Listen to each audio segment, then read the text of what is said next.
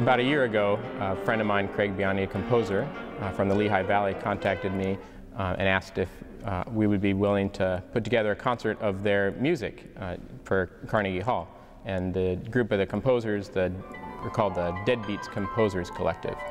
And we did a dress rehearsal here at Kutztown on the Thursday before the concert at Carnegie Hall, and then luckily we were all able to get there through the Nemo storm, and we were able to put on a great show in Carnegie Hall. Well, I was there in 2006 performing for my friend Todd Oxford on saxophone. You know, to go once, it's, you know, kind of a dream or a vision. If you're a musician, you're a kid, you work, you know, your whole career to appear there once, but, you know, to go there twice again is something beyond my expectations. So, you know, you don't ever forget opportunities like that, and you work your whole career toward it. It was exciting. I actually didn't expect to feel as excited as I did. When we saw the poster of the event outside, I took a picture of it. I was kind of proud. Myself, I'm a saxophonist with the group, and then Dr. Immel, one of the pianists, I actually met in Carnegie Hall several years ago when I actually got to turn pages for him, and I knew at that point that I wanted to try and work with him at some point. And then luckily enough, just a couple years ago, Dan was hired here, so I knew I really wanted to work with him. And Maria Steriadu, another pianist, has been here for several years and actually lives in Manhattan and has played at Carnegie Hall even before her own solo recital. And I've played several recitals with her and recorded a CD with her.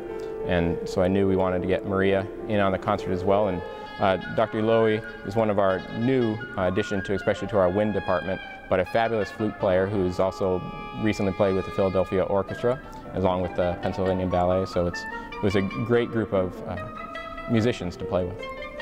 What it tells the students that we teach is that things like that are possible, that we're not just here teaching, you know, verbatim and saying, here, do this, do that, and you'll make it. You know, to get to, you know, certain points in your career, it has to be about work and sacrifice, and they see that we as a faculty are doing it, so it makes it possible for them. I think that students are way more open-minded in terms of contemporary music than you would ever expect. After we played on Thursday evening, I had several students come up to me and just say how much they love the different changes in colors between the flute and the saxophone and how the pieces work together. And they also commented on how well everybody, all the performers were playing together. They really felt the interaction between all of us as colleagues and musicians. So I think that's really important to show to students that you know, you can work together on a daily basis, but until you really perform together and share an art together, you don't quite understand each other the same way. Well, the commitment that we have as performers to performing in such venues as Carnegie Hall is really, I think it's really only surpassed by our commitment to our students. All the faculty really try to foster each individual student's development to the best of their own ability.